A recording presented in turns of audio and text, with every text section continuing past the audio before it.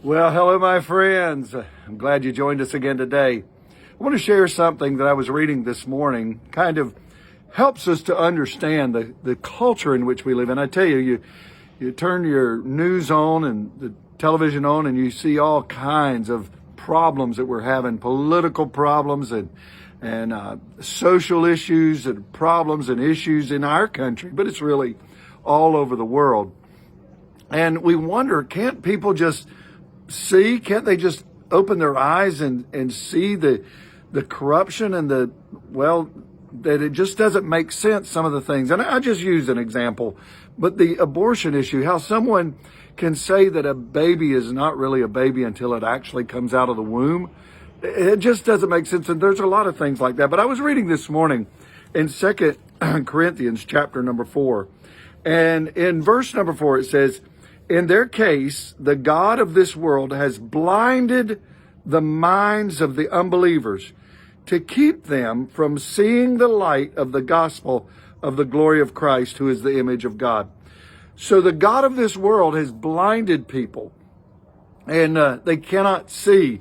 And how, though, are we as believers? How should we approach this? Well, I want to go over to the latter part of that same chapter, verse 16. "So we do not lose heart.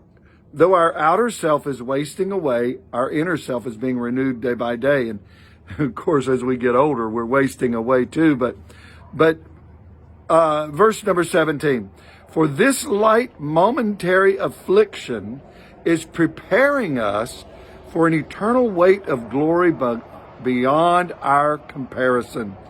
So we must realize that even though as a believer, as a Christian, we could very easily get frustrated at what's going on around us. But these are just light afflictions of what we've got in store for us, because we're going to have life eternal and joy for everlasting. Verse 18, "As we look not to the things that are seen, but to the things that are unseen. For the things that are seen are transient, but the things that are unseen are eternal." Chapter 5, "For we know that if the tent that is our earthly home is destroyed, we have a building from God, a house not made with hands, eternal in the heavens." Verse 2, "For in this tent we groan, longing to put on the heavenly dwelling. If we indeed, by putting it on, we may not be found naked. For while we are still in this tent, we groan, being burdened. Not that we would be unclothed, but that we would be further clothed, so that what is mortal may be swallowed up by life. He who has prepared for us this very thing is God, who has given us the Spirit as a guarantee." Then we go back over and notice the word Spirit over in chapter number 3, verse number 17. Now the Lord is the Spirit, and where the Spirit of the Lord is, there is freedom." If we put all of this together and understanding that in this culture in which we live in, where it seems so chaotic, so confusing, that the Lord we've got to keep our eyes on the next world, what's to come. But now, because the Lord is the Spirit, He's given the Spirit to us as a guarantee. And where the Spirit of the Lord is, there's freedom, there is liberty. So in the midst of chaos, we can still have liberty. We can still have freedom.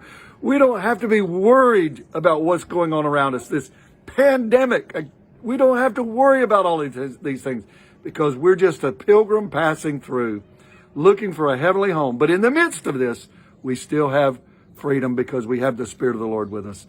God bless you. Look forward to seeing you again tomorrow. Bye-bye.